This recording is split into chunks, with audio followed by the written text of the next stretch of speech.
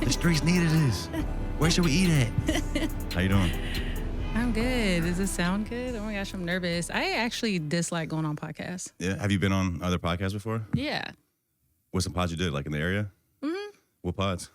I honestly don't remember. Really? It's the anxiety that makes me not remember right now.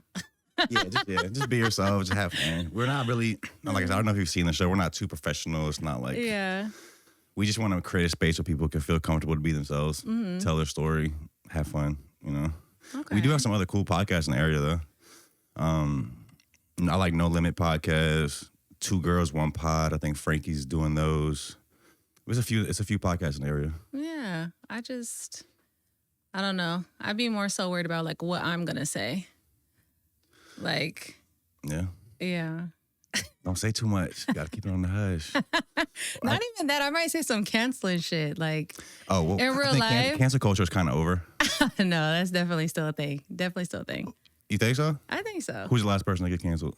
I mean, I don't really remember. Like, I just think like I hate like having the idea or that pressure or anxiety of saying some shit that I might be like, fuck, why'd I say that? That's what I like about podcasts is like kind of anything goes. You might make mistakes when you're just going off the fly and just having a conversation. Sometimes in regular life, you say some stupid stuff. It's like, wait, why'd I say that? Right. That's kind of part of it. I mean, in today's age, that's what I like about media is authenticity is like what's selling. It's what people want. So, and when something is too polished, it can kind of feel like not organic. Right. So you are a foodie in the area. Is that what would you call yourself? A foodie?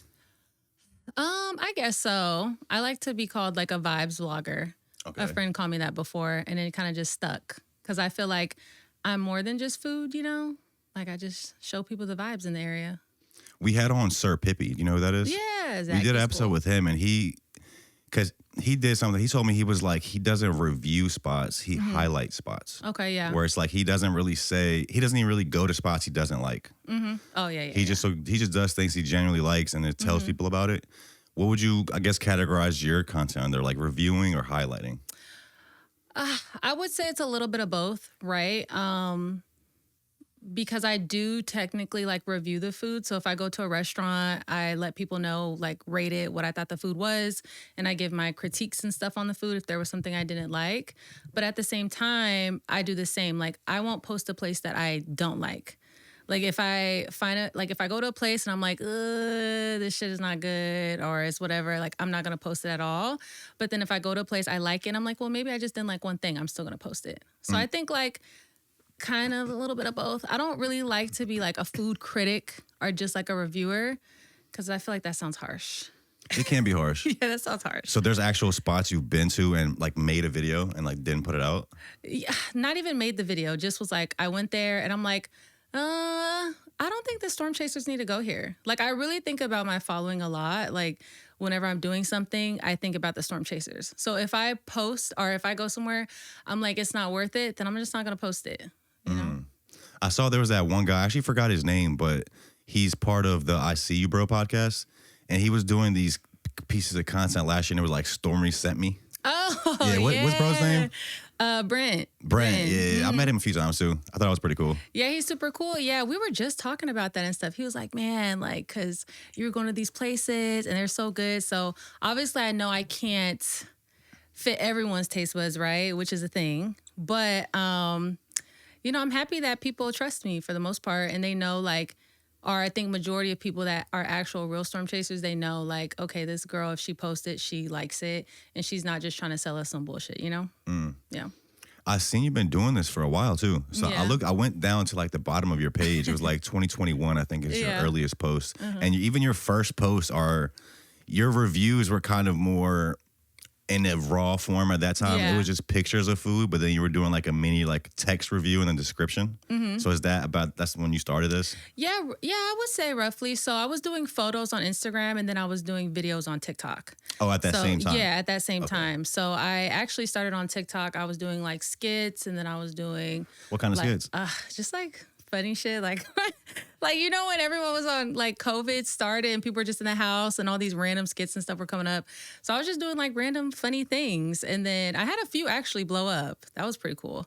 And then I was doing wine reviews where I basically would go to Total Wine, get a random bottle of wine on Wednesdays and see, like, how many glasses it would take to get me fucked up. Like, I would be like, damn, okay. And then I would tell followers, like, it took 3 glasses to get lit. You know, so that's how I started. Maybe that's your tolerance, though. People see that might be a harder thing to document because everybody has a different tolerance. They're like, Stormy, you told me I'll be good off 3 glasses. I mean, I don't know. I'd be pretty lit. So I feel like your tolerance above that has to be like alcoholic or something. Like it has to be like crazy. So I mean, I'm getting bottles of wine that are like 16% or like high percentage. So I would be like, okay, you're gonna feel good. You're gonna have a buzz, you know. But again, everything's just like a recommendation.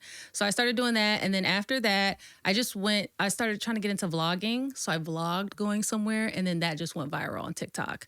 And then people were like, can you show more places to go? And then I just was like, okay. So I guess your content creation journey started during the pandemic. Yes. While you're just at home, maybe not working, and you're just trying out just different stuff, seeing what sticks. I mean, it wasn't even at the time seeing what sticks. It was just like having fun. I didn't have an expectation that I was going to get thousands of followers. I didn't have any expectations doing it. I just was like, I'm bored in the house. I'm going to do what seems fun, like for my friends, like, you know, and then one thing led to another. And then people were like, can you show more places to go? I was like, sure. I saw that people liked it and that I was helping people find stuff to do in the area because I've always been pretty adventurous. And so it just worked out. It's definitely been the thing that's working. Like these different food reviewers, like what's bro's name? The like the most famous dude, Keith Lee. Oh, Keith Lee, yeah. Keith Lee. Like that's like one of the first people I saw. But what really amazed me is like these content creators will have a viral video and they'll bring so much business to the to the place. I think that's fire. Yeah, I think it's a really cool experience. I think the first business I remember selling out and they had a line, it was honestly like my second review. And still on TikTok. Yeah. Okay. And I only had like 5,000 followers, 8,000 followers. It was not that much. And it was Boss Queens, actually. That's the name of the place? Yeah, the place in Norfolk. And I remember posting that and people were going crazy. It was so viral. And I was like, wow, like I'm really like selling out places, you know, like there's something from 5,000 followers. Yeah. Like Gary V, you know Gary V? He made a video, which also if you're still doing wine stuff, you should tag him because he has like a wine company. So he might actually reach out to you. That'd be fire. But so he made a post about that recently. It was like, the days of going super, super viral worldwide, or not that it's over, but it's actually less important to go. It's he was like micro virality is the future. Okay. That's like stuff unique to your area, like local viral. He's like that's kind of where the power is right now. If you can, he's like you can really just make content around your area or tell the story of your area, and that's almost more powerful than just kind of going into like a I don't know what the word is, but just going like super broad in your reach where it just kind of people will just see it once and like kind of forget about it. Right. It feels more personal to the people local in the area and it might have a more longer lasting impression on them. I would agree with that. I think that sometimes people get so caught up in like the following and stuff like that. But I mean, somebody that has like, I'm actually proof of that, you know, somebody that has, you know, 10,000, 15,000 followers can still have more motion than somebody that has like 150,000 followers, you know? So it's not really about the following count. Yeah, well, you can't really trust following counts. Yeah, exactly. Because you see people with a million followers and they'll have like 20 comments on their post. They'll have like 1,000 likes. So it's like, do you really have a million followers or is this just bought and paid for? People have fake comments now. Oh, yeah. I mean, and that's just something that I feel like content creating and influencing is still very new, right? Like there are, OG influencers that have been like Fashion Nova, Instagram baddies, or like, you know, just rappers and people that have been doing it for like a long time on social media. But as far as like modern day influencing, I mean, it only really started during COVID for a lot of like influencers. I would say 10 years if we're being graceful. Like 10 years, let's say tops for like what we're doing like in the modern day. Exactly. Because from what I can remember, it's like Vine had a little bit of something, but that was lived short. And then once TikTok started, now a lot of the new mega influencers are really from TikTok. But I still feel like it's still very new. I agree. I think it's still in the early form, and it's changing all the time. It's changing all the time, which can be tricky. Like sometimes you can be doing stuff, the algorithm changes, or like the climate changes. People want to see something different. And you can really see that with, let's say, with social media just in general. Like when social media first came out, let's say we're like 10 years in to the actual content creation, like being a profession and like brands wanting to work with people and stuff. That's where social media was in the beginning. For like the first 10 years of social media, we haven't like AIM, MySpace, the different stuff in the beginning, which we were using it as users, but like businesses and politicians and like corporations weren't on MySpace. Like the president didn't have a Twitter. The president didn't have a MySpace. But now the president and like all the top companies are on social media. Yeah, they got to get with it. Yeah, they got to go where the people are. You got to go where the people are. And, you know, you either get with it or you get lost, honestly. So, yeah, like politicians, they have to be on social media. They have to understand how to reach the different generations of people because, you know, people are tuning out of TV. They also don't even really fuck with traditional politicians like that anymore. You know, they're starting to want a bit more real, more raw. And I just think that's like the day-to-day of what people want. Like how we discussed earlier. Like people want to see something authentic. Yeah, we saw everything was just super polished for the longest. And even though I saw politicians, I saw somebody was like, it doesn't really matter how you feel about Trump, but like somebody was like, Trump's not even a politician. Like he can't do this. But if you think about it, the founding fathers, they weren't politicians. Right. There was no politicians. They were regular people that had ideas and wanted to make things happen. Politicians just lie, I feel like. I don't know. No, it is. But overall, you know, that like social media is so important.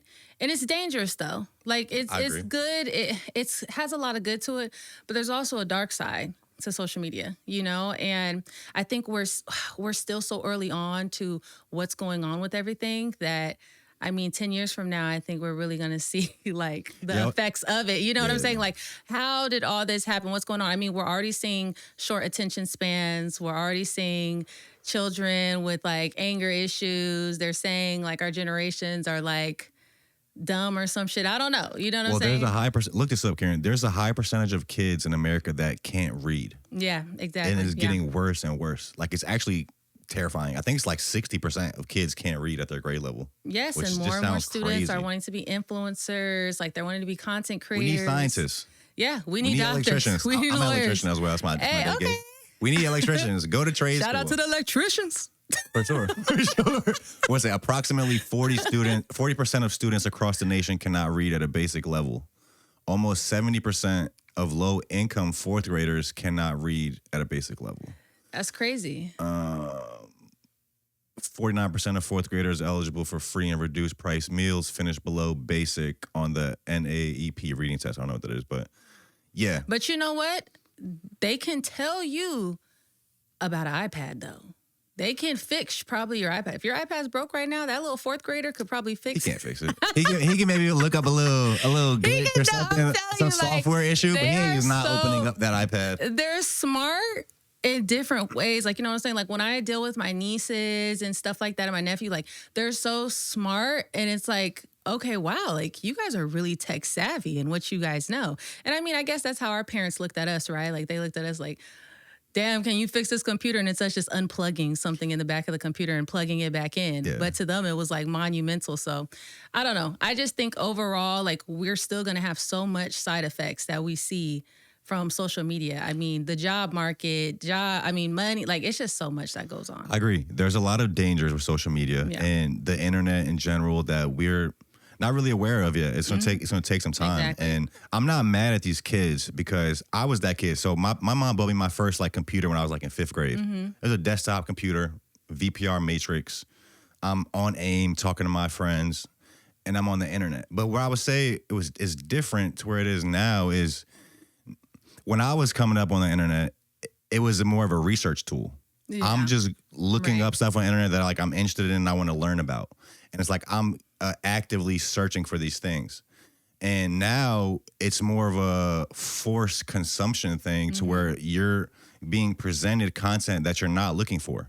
Oh, yeah. And especially if you're a kid, yeah. it could be like weird content. It could be like weird ideas that get put in your kid's brain because they just saw it online and saw somebody talking about it. So it went more from like a personal research tool to like a mass consumption tool that's influencing you in ways that you or you may not want your kids to be influenced. Yeah, no, that's definitely true.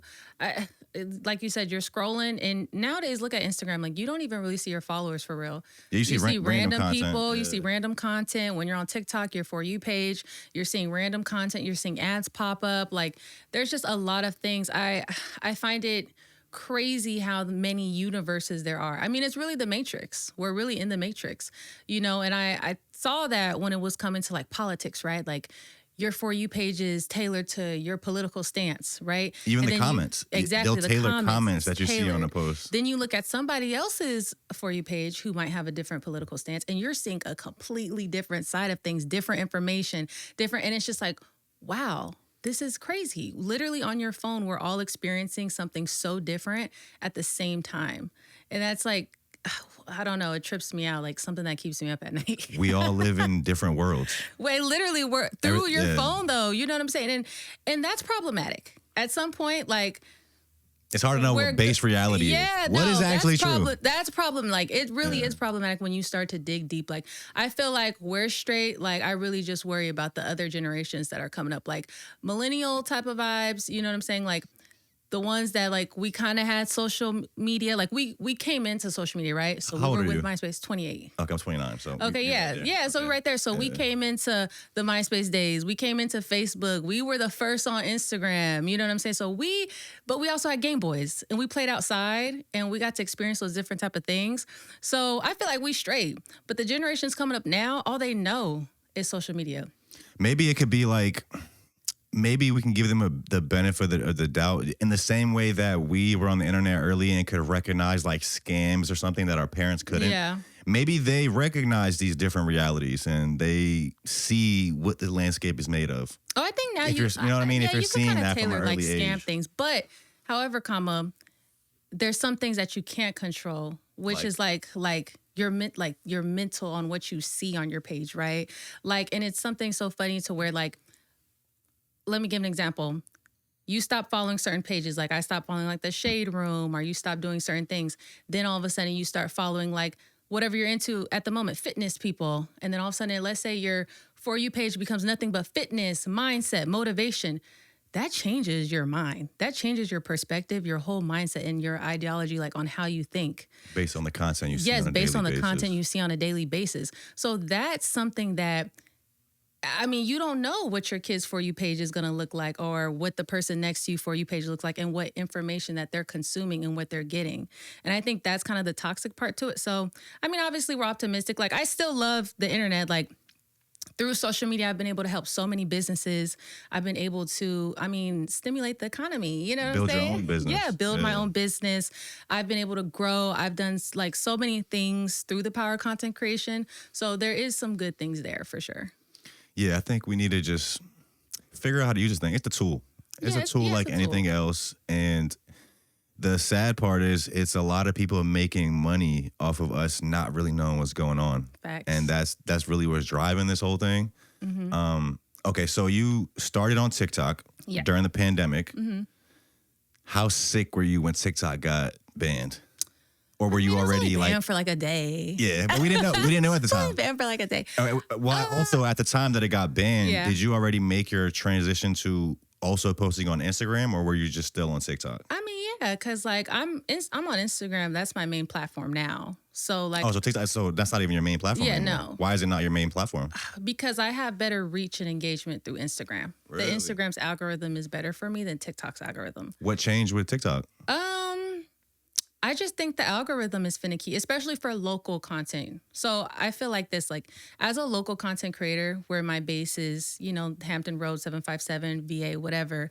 The Instagram platform was better for that because one, more businesses are on Instagram than TikTok.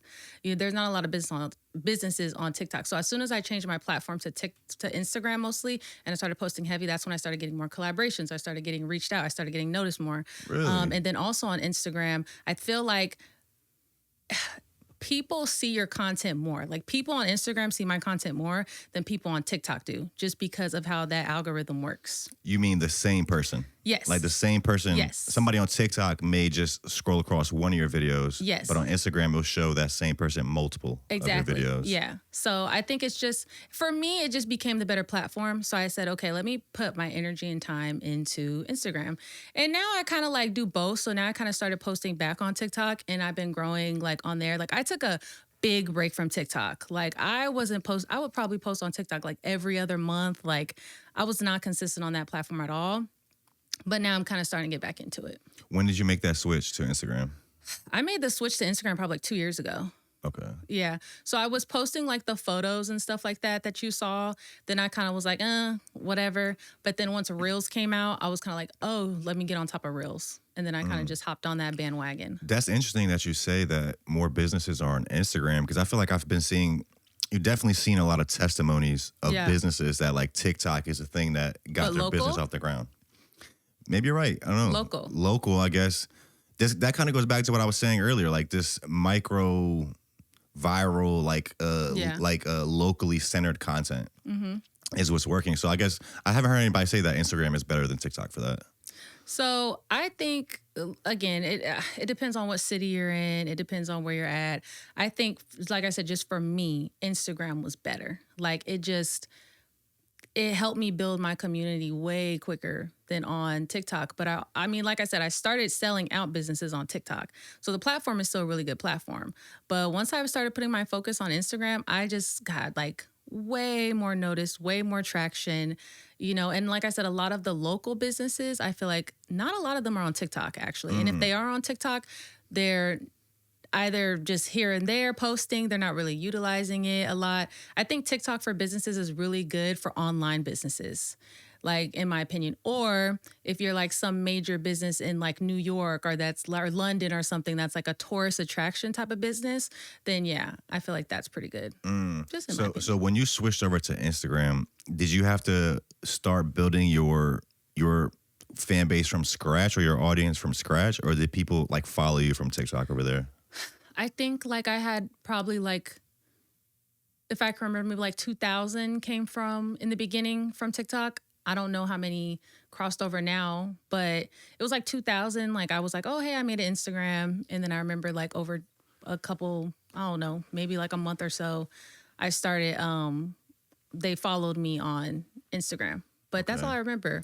And then I remember it at first did take a little time, but once Reels came out, I think I hopped on Reels so early that my content was just in the algorithm.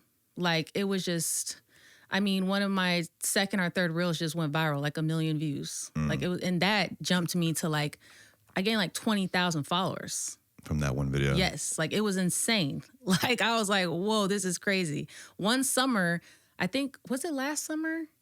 It might have been last summer. I gained like in a summer, like 40,000, 50,000 followers. What are you at right now? One summer. On Instagram? 145,000. Sheesh. Come on. Yeah. I was always a person saying, I don't see TikTok lasting. I was always true to Instagram. If you're watching this, Instagram, I love you.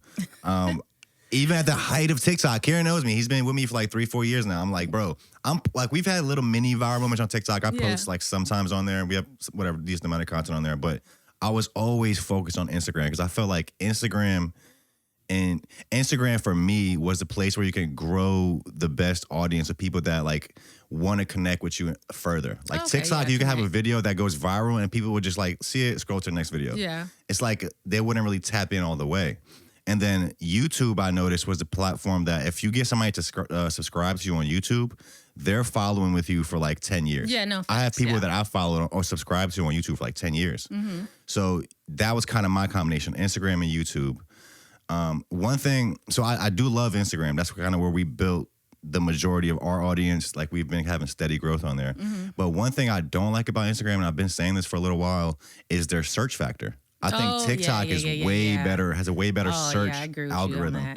Like if I go to TikTok and I type in just off-world Stormy, it'll find it once we post it, obviously. But on Instagram, you can't really search, like it doesn't like take your keywords and like find posts that are with that. Like their search just sucks. I don't know. Yeah, no, the search, Dead ass. I think they're working on it now, because if you notice on the post, when you like look at a post now, it'll have that random little search thing and it'll give you like the topic it might be. Have you seen that? Yeah. I feel like they are getting better, because now like, so also like I'm a social media manager, so I own a business with that. So you manage other people's accounts. Okay. So I'm like heavy into social media. You know what I'm saying? So I have noticed over time, like before I wouldn't be able to search a specific reel sound, right? Now I can. It's still a little but now I have better like chances of it popping up what I'm looking for. So I think they are working on it. So yeah, when TikTok was kind of like, oh, we're tapped out, I was like, okay, you know, it wasn't really going to affect me too much. But like just how Instagram's a better platform for me, for a lot of content creators, like you can see them on TikTok have like 2.2 million followers or whatever.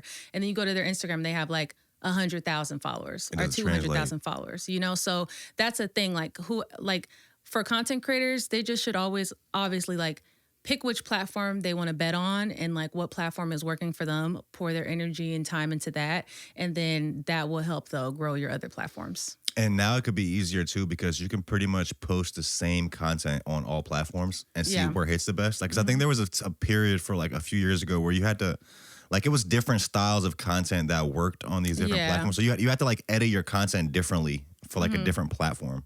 So that made it just more work. Yeah, that you had to do to be everywhere. Like, in general, people just like video.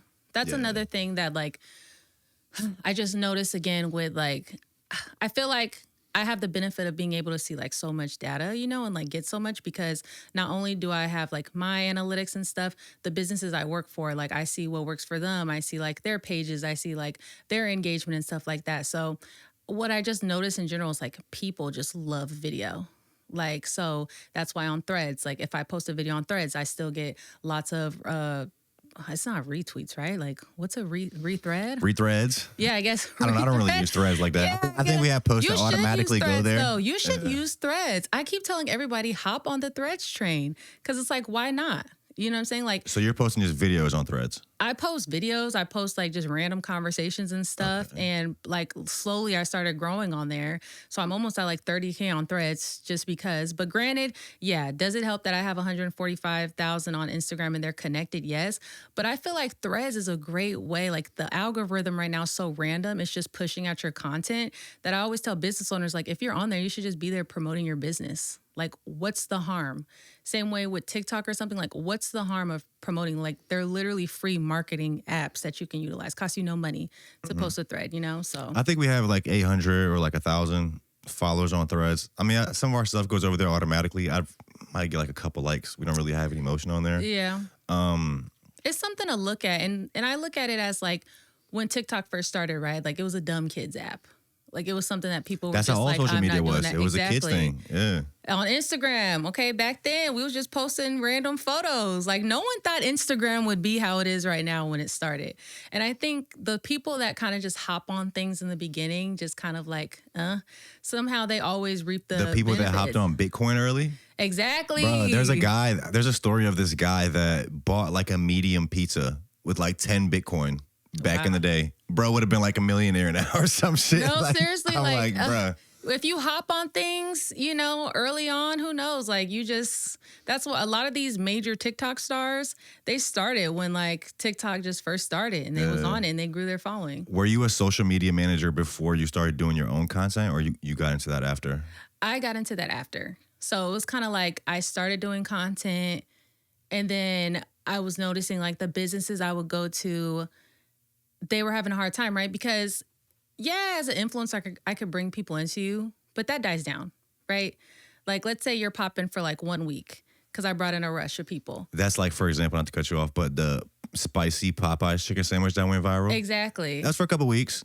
Yeah. Short-lived. Also, they weren't prepared for that. Exactly. Popeyes is like the slowest place. Like, they were not prepared for a viral chicken sandwich. They were not prepared, but I think like, so yeah, I could bring in a crowd too, right? But can you keep the crowd? Like, how do you keep that going? So I started noticing that there was a need there for businesses. Like, okay, they can use help like marketing and posting on social media and stuff. And when I first started doing it, it was like social media managing was like a thing, but now it's like so many social media managers out there, so many other like businesses, people are freelancing doing it because now it's a market.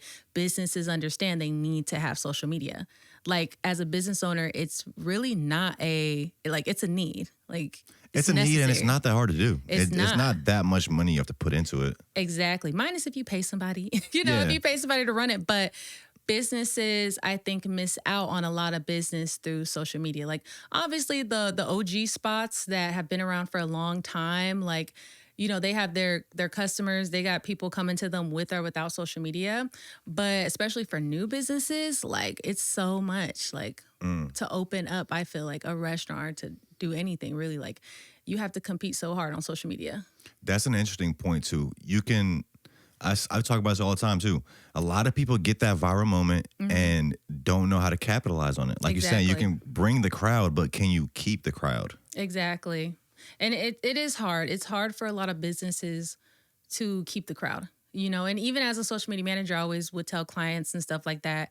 I would say, hey, even with social media is one piece of a business, right? But still in all, as a social media manager, if I was to grow your following, if I was to, get more people in the door or whatever, I'm just the visibility piece that people see your business. They say, oh, let me try it out. It's up to you as a business to retain them, right? Like to have great food, or great service, great food, great whatever service. it is. Like you have to retain these people that are coming to you. The saying is, if you have a shitty product, great marketing is just a fast way for people to find out your product is shitty.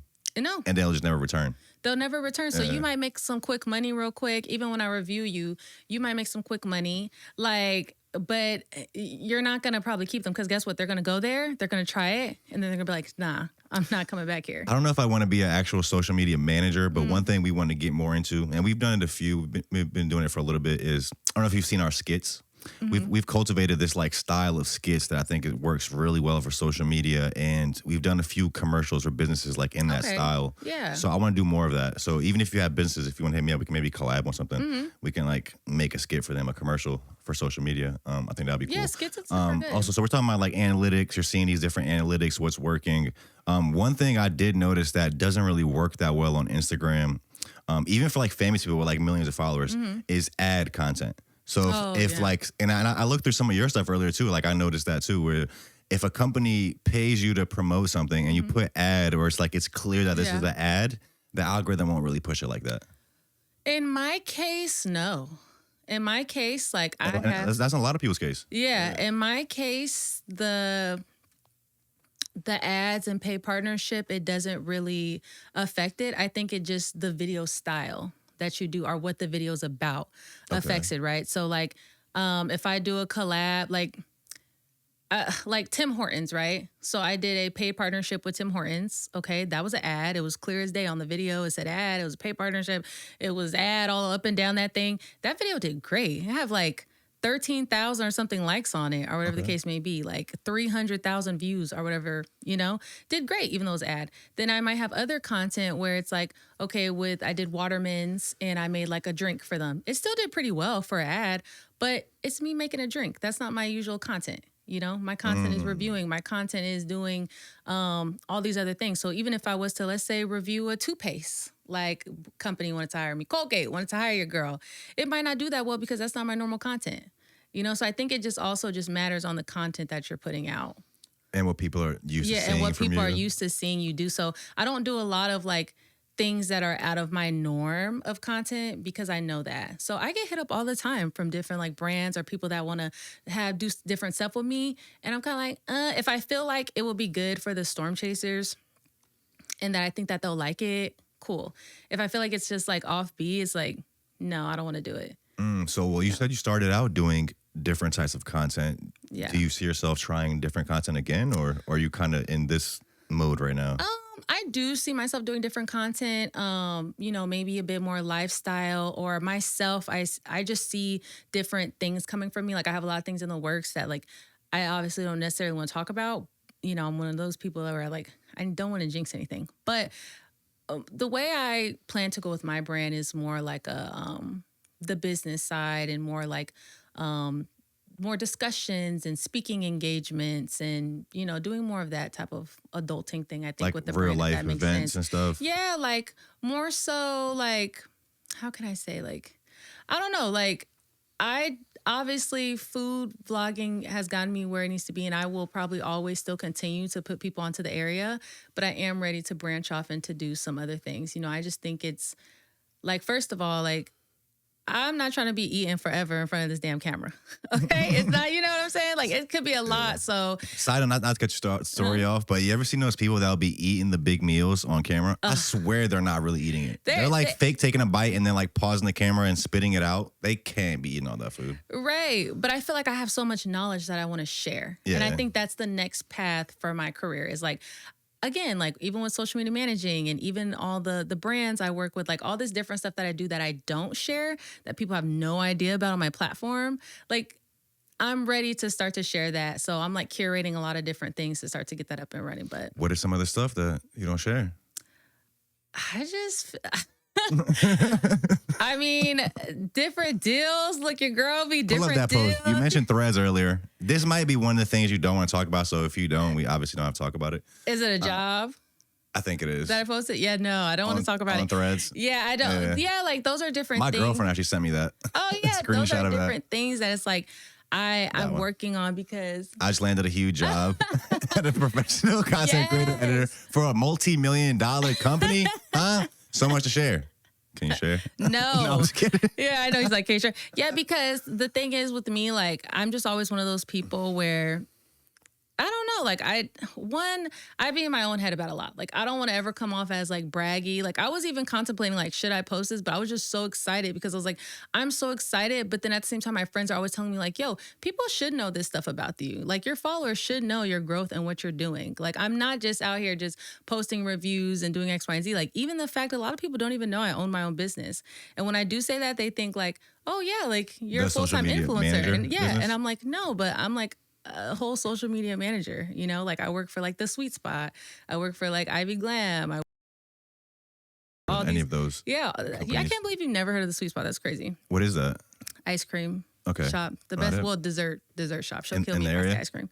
Huh? In the area or? Yes. Like Okay. they're Pull them up, Karen. they are literally the best like dessert shop. And I'm not saying that because I work for them, because before I worked for them, I was like going there doing content and stuff like that. But they're amazing. Them? Yes.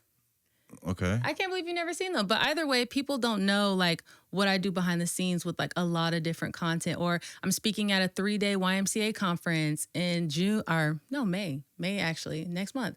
Speaking there at this conference to be on a panel. It's a 3-day freaking entrepreneur retreat there in Richmond that they're having me go out to. Like all these different things that I'm doing behind the scenes that I plan on sharing more and hopefully like letting just people know and inspiring people. Yeah, I think you should share about it. I mean, yeah, you want to be humble and be grateful, obviously, but talk your shit. You've been working hard for it. If you're getting deals, you're getting job offers, you're doing like all this different stuff, I think people will be interested in hearing about it. It's not and even it'll set you talking apart shit. because you see a lot of different people doing the food reviews. Yeah. And it takes a different skill and a different level of passion and dedication to expand that to somewhere else. You know what I'm saying? A lot of people can get locked into doing one thing, and that will eventually fade out.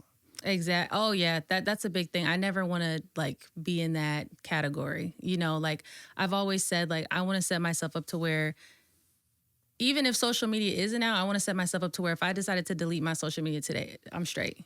You can have a business without social media. Yeah. Like I don't have to, which honestly right now I don't rely on social media, like, financially, like it's cool, but I don't like rely on it. And I told myself like, I never want to be in that situation because a lot of people do a lot of shit for views and likes because they have to. And I think a lot of people kind of want to get into content creating and they want to make money and they want to be influencer and they want to do this, they want to do that. But they kind of don't understand the psychological thing that kind of goes into that as well. I don't think that's talked about with a lot of like content creator influencers and stuff. Like these people doing these damn mukbangs every day. Like that's why you said they're probably not eating all that shit, or even if they are, you've seen some. Like I've personally seen them gain a lot of weight. Somebody died recently. There was a famous person that was eating a lot. I think it was a guy. I forgot his name. He was like 21. It was like a young dude. Oh, he got really big and he girl. died. He had health complications from overeating. Oh, wow. Yeah. Like there's so many things that people do for views and likes. So I always said, like, I never want to be in the position where I'm relying on social media to be that income because that anxiety alone is crazy. That guy right there. What's his name, Karen? Where's his name? Oh, wow. Because apparently he was actually like really skinny when he started making the content. Oh, wow. I can't see. What did I say? Zoom in some more. What's his name? Effican Oh my gosh. Culture. 24-year-old TikTok star who gained fame through his mukbang. I can't read it. Video has passed away due to complications after being hospitalized for 3 months. Wow. See, there's just a lot of things. Honestly, obviously I'm not trying to hate on people, but to me, what I feel like is the most weird thing is girls who make their brand about their body. Oh, yeah. I feel like that might be a big mental toll. Because think about it. I mean, I know for myself, if I'm working hard in a video and I put it out and it doesn't do as well, I'm like, like, what could I have done better? Like, might feel bad about it, whatever. But now if your content is your body and you have to really critique your body in the same way that somebody might just critique a video. Yeah. That's gotta suck. And not even just girls, right? Like fitness influencers in general. Like you have to, and I saw somebody making a video about that, like the fitness influencer world and stuff like that. And basically like. It's toxic? Yeah. But it's just, imagine having to, like, I don't know if you ever watched what they're eating the days or their gym routine or all this certain type of stuff. Like, it kind of becomes your life, like being in the gym all day making content. There's people that go to content gyms and they change outfits, like, to make different workout videos, and they're at the gym all day. Days. Yeah, like, it's different days. Like, so imagine being a gym fitness influencer. I couldn't imagine this because I'll clearly eat too. I be eating all the time. But, like, you can't look out of shape. You know, that's your bunny. Honestly, that'd be more interesting to me. Like, I want to follow a fat person that's trying to get ripped. I don't want to see you already ripped. Like, bro, you're already ripped. Yes, like I want to see you out of shape. And then, bro, working for years, he's still fat. I'm like, he's trying imagine. Though. He's trying, though. But, like, shout out to them. That's what I'm saying. Like, everyone has their fields of content creation that they do, like all these different niches and stuff. Like, and a lot of people are smart with it. That's why you'll see a lot of influencers where they start to have apps and they have brand deals and they work on clothing brands. Like, that's the game, right? Like, Rihanna started out making music and then she went to business and started her brand and stuff. Selena Gomez, same thing. Like, if you're smart with it and you're content creating, you're influencing, you're doing whatever, you won't have your eggs in one basket. You know, you'll figure out, like, okay, how can I make this brand work? But if you're stuck into it too much, and like the people, if your only income was TikTok, I bet that woke you up to say, damn, I need to start doing other things. That way if TikTok's done, I'm not sitting over here struggling. You gotta diversify, yeah. Not put all your eggs in one basket. Yeah. I mean, like you said, if you're smart with it, any type of success online can just be a launch pad to do other things, right? And you never know when you're hot. You never know when Yeah. you're high. You never know when you're not. You never know what's trending, what's not trending anymore. You know, like even with food influencing or food blogging, you know, there's trends within that. There's trends within that because they're starting to become a battle of like, just from what I see in the, obviously Foodie and stuff like that, but like just from what I see in that realm and world, like people are low key getting tired of it in a way, but like consumers of watching the videos or consumers of food reviewers and food vloggers. Like there's a lot of things going on, our conversations I just see on threads or like critiques, even in comments, critiques. What are some of those critiques? Some of those critiques are, you know, consumers and people that are like, all influencers do is lie, or all you guys do is get paid to go to these places. And they are starting to, I think, call out more or notice more of that things and aren't really trusting a lot of foodies or influencers because of that, which rightfully so. Are there influencers out there that definitely get paid and they go to a restaurant and they like, I'm just going to say this shit's good and I'm just going to get my money, I'm going to get my bag and go? Yeah, there definitely are. Are there influencers and foodies like myself who, you know, I've turned down money to not go to restaurants because I'm like, I'm sorry. Like, I have my rule of thumb with like reviews anyway. Like, I really don't, in real life, not just reviewing, like to go to a place that's under like 4.3 stars, like for me. And so like, I have these. That's a lot of stars. Hey. I feel like it's not that many spots that has that many stars. No, there's a lot of spots. Okay. 4.2, you want to check it out? No, 4.2. Okay. So this is something I want to say. Right? I read a lot of, like, any place I go to, I do my research on them. And I want to say, for anybody that watches my videos, okay, even though I post a video, they still need to do research on their own, okay? Any place I go to, I look at their reviews, I see what their ratings are, okay, boom. Then I read their reviews and see what it is. Like, and for me, like I have businesses that hit me up, you got 3.8 stars. If you're at a 4-star, like I'm reading your reviews and I'm seeing people are saying your service is bad. maybe the food's good, but your service is bad. And I just learned over the time with my platform, like I cannot go to those places and say like, okay, storm chasers, go here or whatever, because odds are I go there, you're going to show me the best time ever there. They're going to give you better service. You're going to make sure I'm straight. Person. Yeah, my service is going to be good. My food is probably going to be the best food, you probably may have ever put out, because obviously you're going to want to make sure it's fire. But then you're not treating the storm chasers that way. And I just can't have that. So I had to start really being picky on the businesses I go to and how I vet them, because I had it happen a couple times. I even had to delete the videos because I was like, I went to this place and I'm like, I genuinely enjoyed my food. I enjoyed my experience. And then this was when I was like still growing and stuff. And then people are going there like, no, I went there. It was garbage. It was garbage. So wait took too long. Servers were rude, this and that. And I was like, damn, I learned quick. Like, took the post down. Yeah. So that's some of the critiques that people have of the foodie reviewers. Do you think there's room for growth in the formula of like how the content is presented? Because like a lot of people do it the same way. You'll see videos like a voiceover. Is there room to get creative with how this is presented? Yeah, of course. I mean, no matter like, for example, like I go to a place, let's say other foodies go to the same place. It's all still going to be a little bit different because it's different POVs, right? Like somebody, even if they got the same exact thing I ordered at a place and they review it, it's still going to be their story. It's still going to be from their point of view. So I think that there is a way to be creative with the content. I see all kinds of videos that I like, and I'm like, you see that guy, cool. One Stone Earth, I think? Oh, yeah, I have seen it. He's hilarious. Yeah, I love his. We actually have him coming on, but he had like adds this comedic element to his that I love. Yeah, I've seen a few of his videos. He's definitely hilarious. He's funny. I like how he's like, if you watch his videos, like he's him, like he's adding that flair to it. And I think that's just what more content creators do, like make it you, make it fun. And really you're just worried about your audience. Like it doesn't have to be for everybody. It's the people that fuck with it and they'll fuck with you. And those people are the ones that are going to ride for you. Those ones are my storm chasers. I got all kinds of storm haters, I would say. Shout out to the storm chasers. I told you before the show, but I think it'd be funny like a skit maybe or something where like a storm chaser is like, yo, you're not a real storm chaser. He's like somebody in a tornado. He's like, I'm not trying to hate on Stormy, but she's not a real storm chaser. Like, right. Like she's not, I'm like, ooh, yeah. So you start on TikTok in the pandemic. You're doing like random skits, wine content. You get to the food stuff. TikTok kind of slows down. You get to Instagram. It's working for you best now. You're a social media manager. Yes.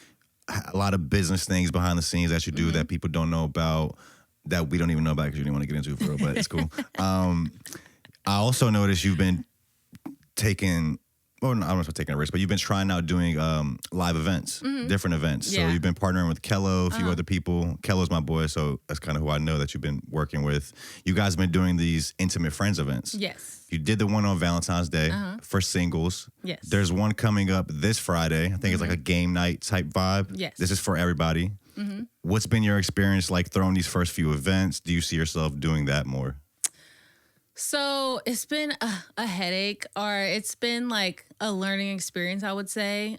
Because my thing with the events, right, is like, I never want to just put on some BS. Like I feel like it's easy to just have like a regular event DJ, people are just dancing, getting drunk, but I really love to curate social stuff, right? So like at our singles event, we actually had like interactive games for people to play for the men and women, like have them get to know each other, connect. We had like panel discussion. So at this game night, we're having games, but we're also trying to do like trivia. We're trying to do like Chris Brown karaoke, like we also plan on having like some social games for people to network. So the events that I'm curating, I think, is something different in the area that there's not a lot of. So with that comes complications. It comes a lot of anxiety.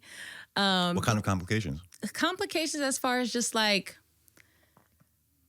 I guess, learning experience, like learning what people are liking and what they're not. Like some things I would think would be easier. Like, for example, this event, I don't want to say nervous, but this event, for Kello and I doing this game night and also working with Kello, like he throws events. I kind of have done my own thing in the past before. So we're both also putting our ideas together and stuff. But in the beginning would have felt like more people would have like leaned towards the game night, like ticket sales are better now, but in the beginning it was a little rocky, which had my anxiety high because I'm like, damn, like I feel like this is going to be a really good event and this is something fun that we're doing. Well, people out here usually they'll either get their tickets last minute or at the door. Yeah. That is a thing. I know. So it just was kind of like that. But then when it comes to like planning, right? When it comes to what we're doing, like, okay, like table settings and like all this type of stuff, the games, like, I don't know. All these things are like minor stuff. But to me, I'm just like such a person that's always in my head and I need everything to be perfect. And Kello's like, hey, no, like we're good, we're cool. And I'm like, Kello? No. Like, you know what I'm saying? I'm like, no. But I also know Kello's on it. He's a very professional guy. He can't be that way. He'll do laid back. But when it gets to business. We balance each other well. Yeah. We definitely balance each other. Out of some people I know, like Kello has a lot of experience working with the city and different things. Yeah. We definitely balance each other good. So as far as the events go, I think we'll see how this one is. If this one goes well, then we probably want to do like monthly game nights. And then we do want to do singles events. We're thinking about throwing a singles brunch. We want to do maybe like some couples events for couples to come out to meet other couples. So I do want this to grow and I do want to do more events because I feel like the area needs it. I like that. Different types of events. Mm-hmm. I would say for that, it's going to be a success if you're involved. I'm sure people will come out. But I think for that, it's about finding the right night of the week and the right time. Facts. Which I think there is room for these different types of events. But at the same time, you don't have to reinvent the wheel. Like people love going out and drinking and dancing. Yeah. That's a tried and proven method. Facts. And that's what we have out here. But I do think we need more stuff like that. Yeah, I feel like we need like more ways for people to interact and for people to be social. And the reason why I say that is because again, I'm from San Diego, California. So I didn't know that. Okay. Oh yeah, I am. So we talked about it. When'd you move to Portsmouth? Because I know you're in Portsmouth now. Yeah. I moved to originally Virginia Beach because I got stationed here. Oh, you're in the military? Not anymore. Okay. But I was. I got out the Navy last year. Okay. So I was in the Navy for 8 years.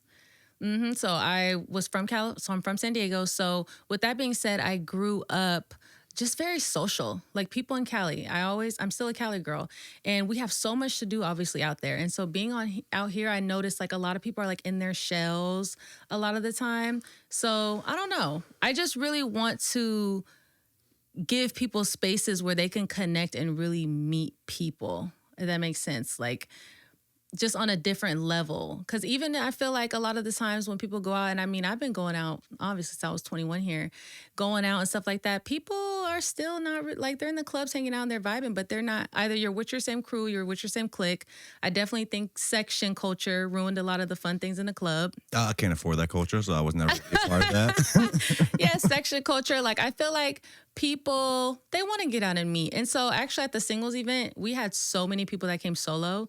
That was a happy moment for me. I love that. I love how many people came by themselves. They took the chance. They took the leap. So I'm curious to see how many people come by themselves. Did anybody actually some people like, found get together? Some booze. They found some out there? People walked Baby away. Because I did a podcast with Baby Oil like right before that event. And he was single. I was like, oh yeah, so you might enjoy the fruits of labor of this event. Let me tell you something, okay? People was walking away with something. Well, the thing is, so I've had a girlfriend for like a year now, maybe. Okay. We've been hanging out. But I was in that phase too, and I think a lot of people are still in it where like they didn't think they could really chase their dreams and have a partner. Oh yeah. And I felt like that for the longest. I'm like, I have to put so much of my energy into like this relationship. I don't know if I have enough energy to like into this business or whatever, into my dreams. I don't know if I have enough for a relationship. But I will say I'm happy. I'm happier being in a relationship. And I think we're at the age now too where it's about time to start getting together with somebody. Like, what are you gonna find a girlfriend at 40? Like, doesn't really make sense. And also, I think that's what social media was made for. Like, it was made to build connections with people, build relationships. It's just turned into this consumption thing, and we're all just like brainlessly consuming, arguing with each other. Like, there's no decorum, there's no respect. Like, it's just gotten so weird. I love that you said that because I was literally just saying like earlier today, I was like, man, social media, low key, the comments and everything is becoming like a jungle. Like, well, a lot of that is bots, so you don't know what to believe. Like which comments are real people. Well, sometimes I be stalking those people that be commenting, not on my shit. If I go like see some crazy got a stuff on Finsta? someone's thing, I be looking at their stuff to be like, why did this person just say that? And they be real for real. I just think it's scary. Like, and that's another reason why I don't share a lot online, or I keep my platform like cool. Like, you'll know I post food, I'll share a little bit here and there, but that's because the more you put online, I think it just opens you up to be more vulnerable. Yeah. And at the moment, I'm not fucking with that. But either way, I feel like you can be with somebody. That's just finding that right partner, finding that right person for you. A lot of people these days don't know how to date. I think that's the problem. People don't know how to date. I think that's a big thing. How do you date? How do you date? Mm-hmm. You get to know somebody. No, seriously, like, you get to know somebody. You be intentional. Like, it's too many, like, it's weird. It gives me a headache. Like, all these like stipulations. Yeah, like, I think everything. things can grow organically. Yeah. Sometimes you can force things or like have like expectations that may not be met. So it's like, and then people, a lot of the culture online is like, your partner has to be perfect. Like, they need to have, you have this super high standard of what you're looking for. And it's like, you're probably not going to find that. And are you really, do you meet your own standard? Exactly. You know what I mean? That's the matrix we live in, though. Like, all these podcasts and, talking about this relationship drama. All that shit's corny. Like, depression shit and like all them little. Women, and it's toxic. It's like, you should be seeking a good partner, like somebody who, you can grow with, somebody who you guys just kind of mesh. Do you have a partner? Together. No, I don't. You're talking a lot of shit for somebody with no partner. That's crazy. You didn't find love at your own event? Date. You date? Okay. Yeah. No, you know how to date at my event. I know how to date. I know how to date. Okay. Hey, yo. No, I agree though, man. I don't know.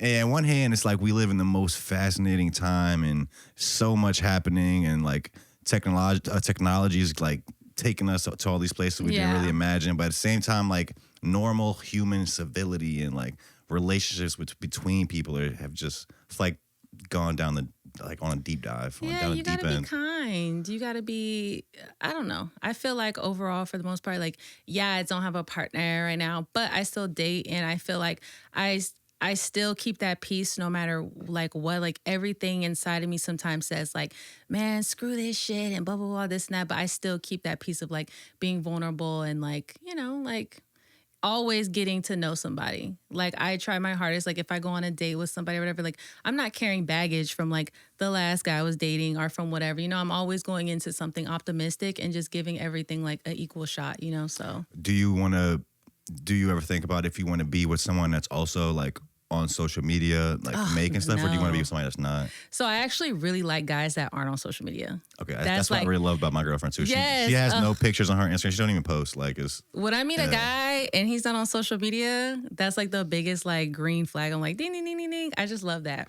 I love that for me. Not to say there's anything wrong with guys that are heavy on social. I mean, I'm a content creator, so I get it if that's somebody's thing. But I really like a guy that's not on social media. Okay. Last question I really had was, I saw that you won gold in all three categories at Coastal VA Mag. That was last year, best of 2024. Then the categories were best social media, best local influencer, and best foodie Instagram. Okay, look at you doing your research. Tight shit. How does it feel to get recognized for like all the work you put in? It feels good. It feels like, again, every day I'm just along for the ride. I mean, when I found out I like had won all those, I was like, this is crazy. But it definitely feels good to be recognized. The Storm Chasers, they show me mad love. Like, I get recognized now a lot in person. So whenever they see me, they're like, hey, Stormy, or this or that. And again, I never thought I'd take it this far, but it's been a time. So I appreciate the Storm Chasers that voted for me. And I appreciate all the people that actually want to see me win. Like, I love, the one thing I will always say about my page, it's rare I get a negative comment. It's rare I get really any negativity. And I feel like, for me, hopefully that's because I hope that I put out good energy, So when people come to my page, like, they feel silly to even be negative to you. Like, come on, all I'm doing is like reviewing the food, try to put people on. Like, if you're negative to me, what's up? And I only get like negative comments here or there, but it's nothing major. So yeah, I just appreciate the Storm Chasers, and yeah. Stormy, thank you so much. Is there anything else you want to touch on? Anything else you want to leave the people with? Well, thanks for having me on the pod. You know, I was really kind of nervous, but No, I appreciate the flow. I think you're a great host. Thank you. I think you did great. Thank you. Yeah. And I got my second sangria is out. Well, it's going to be out on April 17th, my birthday. That's a wine? Yeah, it's a wine. So I have a sangria collaboration with Water's Edge Winery in Norfolk. So I have 2 flavors. The pineapple pear flavor, that one sold out. So that's going to be back in May. We're making it right now. And then I have a new flavor dropping on April 17th, my birthday. And that one is a blueberry dragon fruit. So make sure you stop by Water's Edge Winery and get that. You can only get it in the store. Yes, but they are doing their e-commerce stuff, which should be up soon. So that will be online as well, which I'll be posting about. But again, thanks for having me. And yeah, it was awesome. For sure. Appreciate you. If you guys are watching this, we appreciate you for tuning in. All her links will be in the description. Check out this will be out on Friday. So you might be a little late if you're seeing this, but they are doing another Intimate Friends event. Yeah, follow the Intimate Friends Instagram. Yeah. I forget. I think it's like... There'll be more of those. Yeah, right? there will be. We're trying to do more. So, support, and then we'll do more. Come on. See you guys soon. Bye.